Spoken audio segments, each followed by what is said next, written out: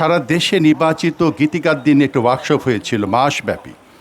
সেখানে নির্বাচিত কিছু দেশ সেরা গীতিকাররা সেই ক্লাসগুলো নিয়েছিলেন এবং সেই ক্লাসে যে নোটগুলো ছিল সেগুলোকে সুনির্বাচিত করে সুসম্পাদিত করে এই গ্রন্থটি প্রকাশ করা হয়েছে এই জন্য যে আমাদের নতুন প্রজন্ম যারা গান লিখতে চায়, যারা সুর দিয়ে গানগুলোকে সারা দেশে ছড়িয়ে দিতে চায়, গানের ক্ষেত্রে নতুন একটি ধারা তৈরি করতে চায়, তারা যেন একটি গাইড পায়।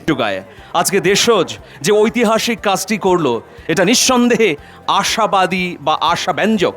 আমরা তরুণদের প্রতি আহ্বান জানাই যে আপনাদের বা তোমাদের যদি প্রতিভা থাকে তাহলে আসো, আমরা নেমে যাই, আমাদের প্রতিভাকে বিকশিত করে বাংলাদেশের পতাকাকে বিশ্বের বুকে উড্ডীন করি।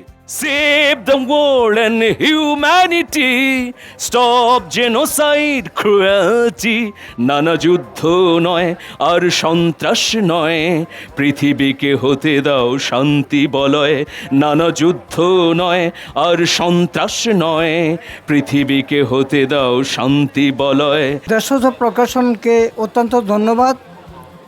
গান রচনার কলা কৌশল এই বইটি অত্যন্ত প্রয়োজনীয় একটি বই, কারণ গান রচনার জন্যে যদি কলা কৌশল জানা না থাকে তাহলে গান রচনা করা ঠিকভাবে হবে না। ফলে এই প্রয়োজনীয় বইটির জন্য অনেক ধন্যবাদ। চমৎকারভাবে এটি যারা গান লিখতে চান, গান সুরারোপ করতে চান তাদের জন্য কাজে দেবে। আমি দেশজ প্রকাশনকে ধন্যবাদ জানাচ্ছি চমৎকার এই বইটি প্রকাশ করার জন্য।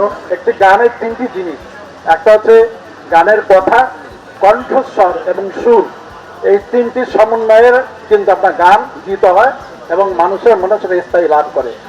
গান যেমন জীবনের কথা বলে, দেশ মাটি মানুষের সার্বভৌমত্বেরও কথা বলে। আজকে আমরা যদি দেখি ভাষা আন্দোলন, স্বাধীনতা আন্দোলন এবং ২৪-এর আন্দোলন সবগুলো জায়গায় অগ্নিস্ফুলিঙ্গের মতো মানুষকে জাগিয়ে তুলেছে। সুতরাং আমাদের এই বইটি এই দেশের জন্য, মাটির জন্য, মানুষের জন্য হোক।